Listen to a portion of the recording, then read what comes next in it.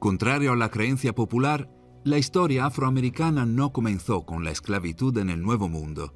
Está surgiendo un abrumador conjunto de nuevas pruebas que demuestran que los africanos habían navegado con frecuencia a través del Atlántico hacia las Américas miles de años antes que Colón y, de hecho, antes que los vikingos. La gran civilización africana de Egipto, junto con muchas personas de África del Norte y Occidental, viajó a las Américas e incluso contribuyó inmensamente a la cultura estadounidense primitiva por su arquitectura, arte, sistemas políticos y prácticas religiosas, así como matemáticas, escritura y un calendario sofisticado. La evidencia más sustancial de la presencia africana en América proviene de la pluma del propio Cristóbal Colón. Colón señaló en su diario que los nativos americanos habían confirmado que personas de piel negra habían venido del sureste en botes, comerciando con lanzas con punta de oro. Colón también vio los artículos de metal de África Occidental e incluso los obtuvo de los nativos americanos. Los análisis químicos de las puntas de oro encontradas por Colón en las lanzas de las Américas mostraron que el oro sin duda provenía de África Occidental. En 1992, un investigador alemán que realizaba pruebas en momias encontró rastros de hachís, tabaco y cocaína en el cabello, la piel y los huesos de las antiguas momias egipcias. El tabaco y la coca eran plantas que solo crecían en América en la época de la momificación. Entonces, ¿cómo llegaron estos opiáceos exóticos al antiguo Egipto antes del descubrimiento del Nuevo Mundo?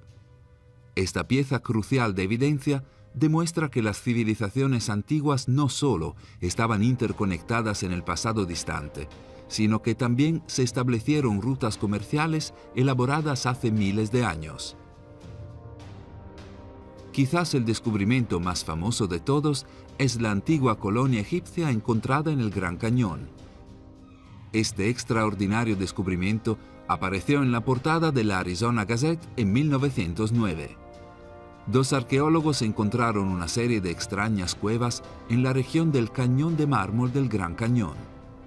Las cuevas estaban llenas de artefactos egipcios, incluidas estatuas, armas de cobre e incluso zonas verdes llenas de semillas. El sistema de cuevas era tan grande que se parecía a una ciudad subterránea, lo suficientemente grande como para albergar a 50.000 personas. También se encontraron muchos cuerpos momificados de origen egipcio. Los dos arqueólogos que hicieron el descubrimiento cometieron el error de involucrar al Smithsonian. Como mencionamos en nuestro vídeo sobre los descubrimientos de esqueletos gigantes y como todos fueron encubiertos por el Smithsonian, el caso de la gran colonia egipcia en el Gran Cañón no fue diferente. Supuestamente, el Smithsonian tomó el control total de la excavación y tomó posesión de todos los artefactos y momias. Más tarde, cuando se enviaron preguntas sobre este descubrimiento al Smithsonian, simplemente negaron que algo de esto hubiera sucedido.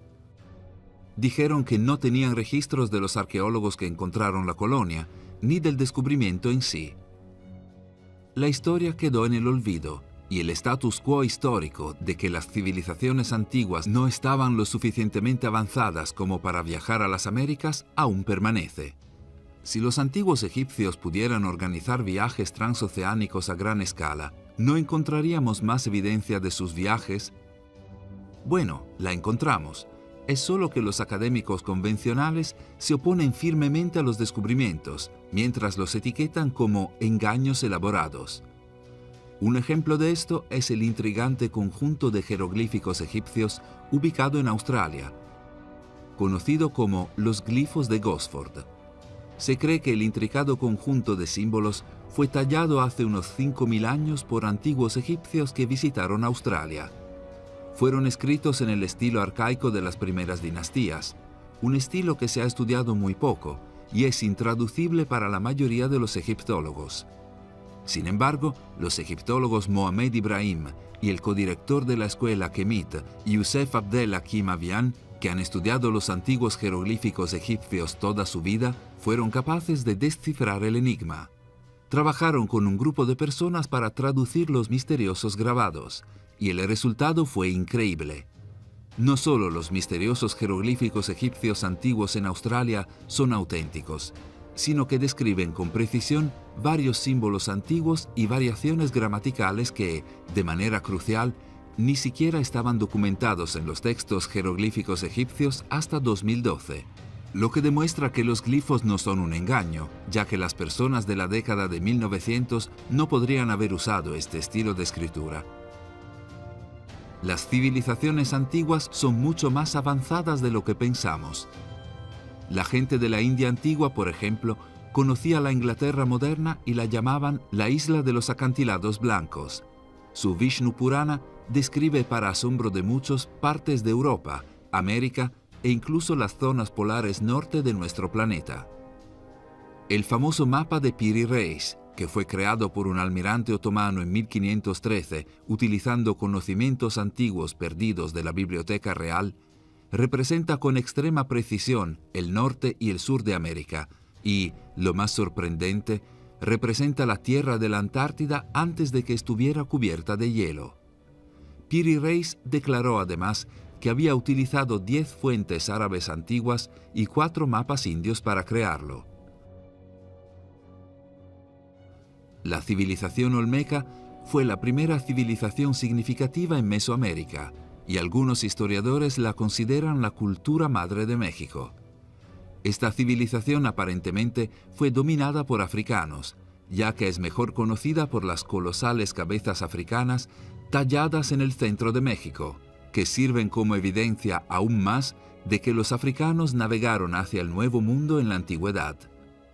Las cabezas están claramente elaboradas a semejanza de los africanos, ya que sus narices y bocas no coinciden con ninguna otra raza.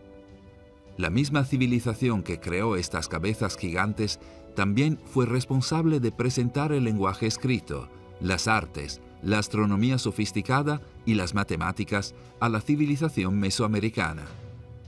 Ha habido muchos casos de arqueólogos que han descubierto cráneos y esqueletos que claramente pertenecen a personas de ascendencia africana. El profesor polaco Andrzej Wierciński reveló el descubrimiento de cráneos africanos en los sitios olmecas de Tlatilco, Cerro de las Mesas y Monte Albán. Incluso se descubrieron esqueletos africanos más antiguos que preceden a la llegada de Colón en América Central y América del Sur, y algunos incluso se desenterraron en lo que ahora es California. Cristóbal Colón no fue el único explorador europeo que notó una presencia africana en las Américas a su llegada.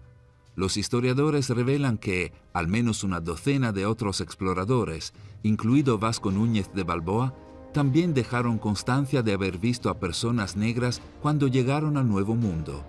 Las historias coinciden con los informes de los nativos en México.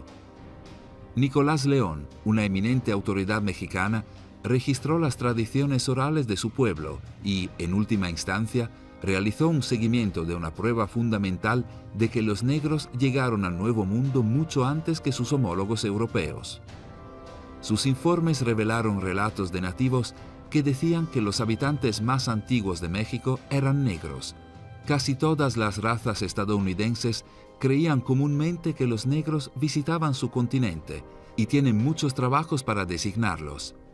Algunas personas insisten en que los africanos no podrían haber llegado al Nuevo Mundo primero, simplemente porque no tenían la habilidad y los recursos para navegar a través del Atlántico, ya que resulta que eso es completamente falso. Los historiadores han descubierto evidencia que sugiere que los africanos eran maestros en la construcción de barcos y que en realidad era parte de su tradición.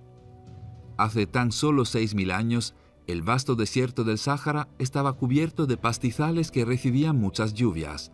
Había un lago enorme llamado Megachad, que era el cuerpo de agua dulce más grande del planeta, con un área de 400.000 kilómetros cuadrados, más grande que el Mar Caspio. Los barcos africanos a menudo cruzaban estos grandes lagos para ir de un lugar a otro y comerciaban con otras civilizaciones africanas en el camino. La construcción naval y la navegación del Sáhara tienen más de 10.000 años y las pinturas rupestres de barcos antiguos se exhibieron en la revista National Geographic hace años.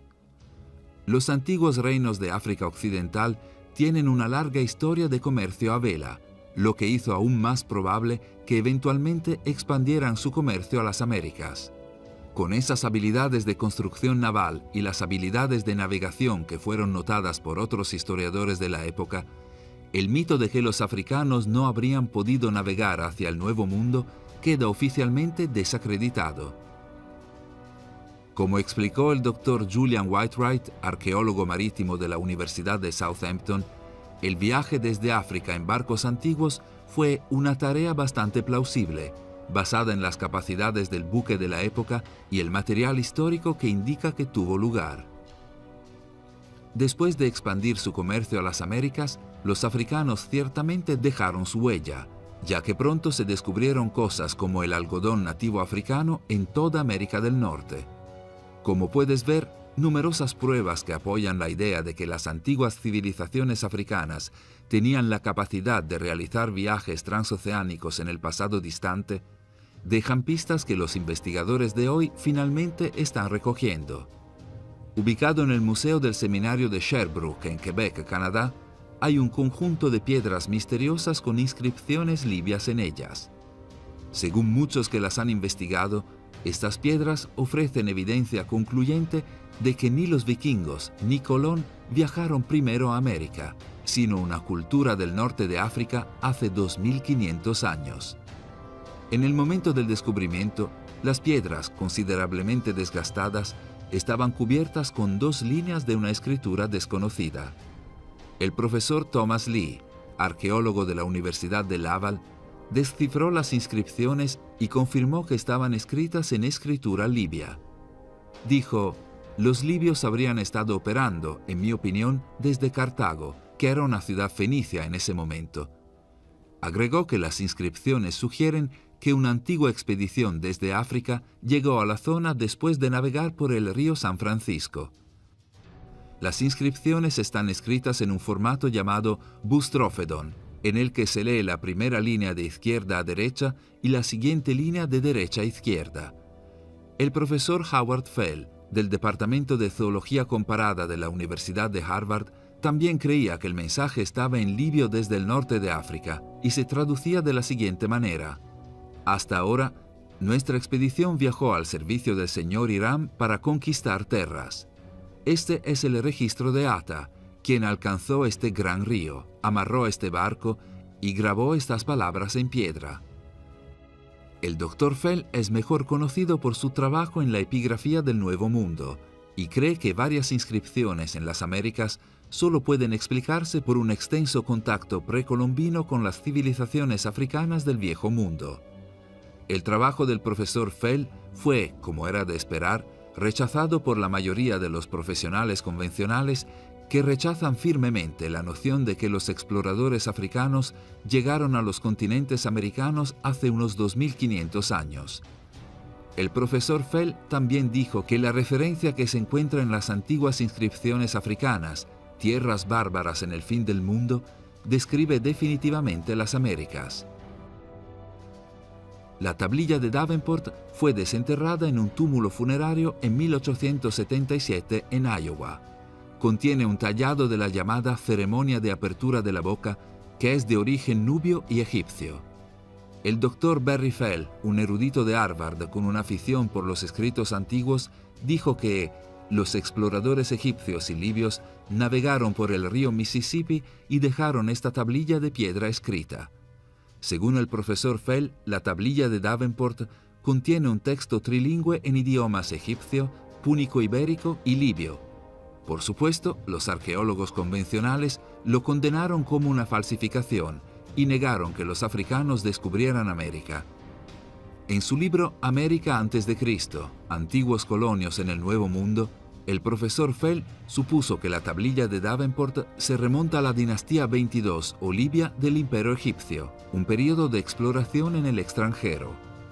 En un lado del artefacto hay tallados de escritura egipcia y la representación de un antiguo festival egipcio.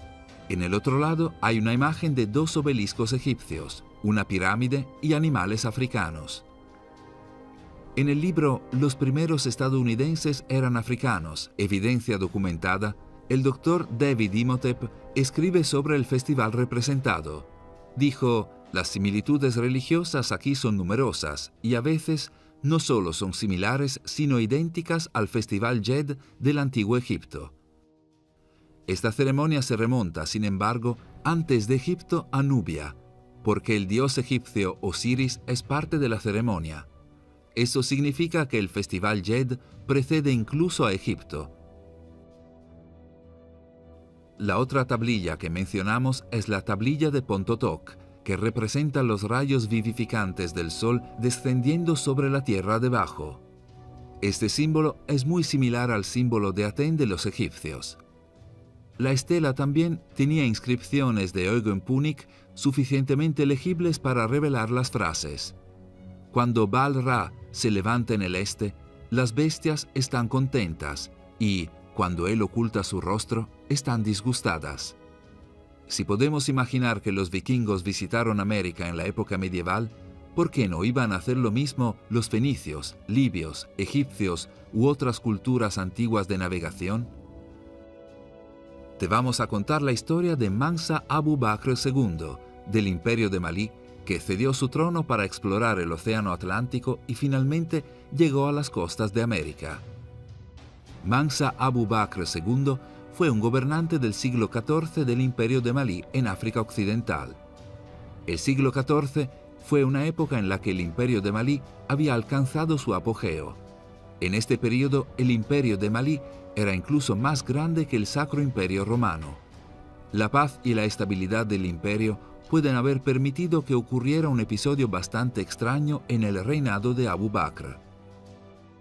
La paz y la estabilidad del imperio pueden haber permitido que ocurriera un episodio bastante extraño en el reinado de Abu Bakr.